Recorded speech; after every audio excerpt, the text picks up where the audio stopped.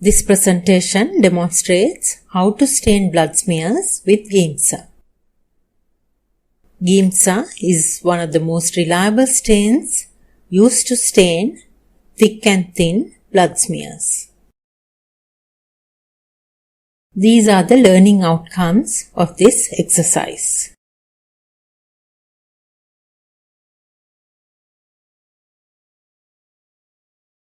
These are the materials required to stain blood films with Giemsa.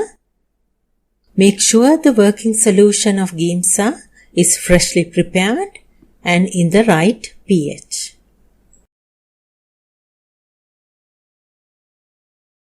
The first step is to fix the thin blood film.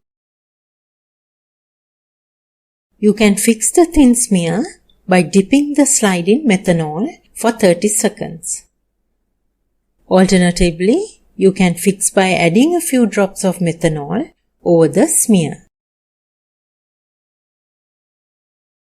Take the slide out of methanol and allow the fixed thin smear to dry by evaporation.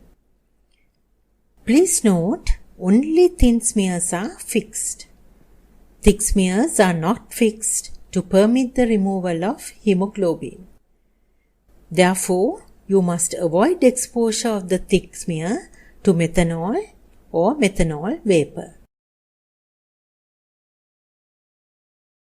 Place the thin film in the staining dish containing the Giemsa solution. As said before, the pH of the Giemsa solution is critical for correct staining. Place the thick film also in the staining dish. Place the slides back to back so that the blood smear is exposed to the stain. Both smears should be completely covered with the stain. You can stain for about 30 to 45 minutes with 3% Giemsa. If using 10% Giemsa, you can stain for only about 5 to 10 minutes. After 30 to 45 minutes, carefully rinse slides in running tap water. Never hold the smear directly to the water. You can also wash the slide by immersing in a container of water.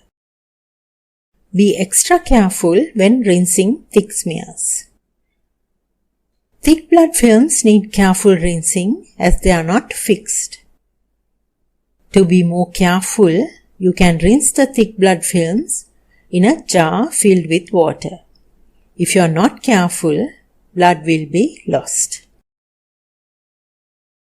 Smears can also be fixed and stained by pouring the fixative or the stain onto the slide using a pipette as shown, without immersing in a staining jar. Air dry the thin and thick blood smears, or you can also dry at 37 degrees.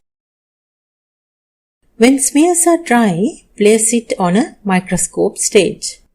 First, focus on the red blood cells using the 10 times and 40 times objectives. Move the objectives away from the slide and put a drop of immersion oil onto the slide and switch to the 100 times oil immersion lens. Carefully lower the 100 times objective to touch the oil using the fine focus, and examine the smear for the presence of parasites and species identification. When examining a thin film, examine the terminal end of the film. This is because it is in the distal third of the thin film where you will find the cells in a single layer, evenly distributed and minimally distorted. Examine this distal third area of the smear systematically following the pattern of movement shown. It is recommended that at least 200 fields are examined. Go through the same steps to examine the thick smear. First, focus using 10 times and 40 times objectives. Then use the 100 times oil immersion objective. Using the 100 times oil immersion objective, examine the thick blood smear systematically following the pattern of movement shown. It is recommended that at least 100 fields are examined. If you are looking for Plasmodium parasites in thin films, examine for parasites inside red blood cells and identify the species based on the diagnostic features. In thick films, diagnose Plasmodium based on the appearance of parasites. For trypanosoma, examine in between red blood cells in a thin smear. Observe the length, shape and size of the kinetoplast. To detect microfilariae, it is best to examine thick films and look for the characteristic features like the presence or absence of the sheath, nuclei in the tail tip, size, etc.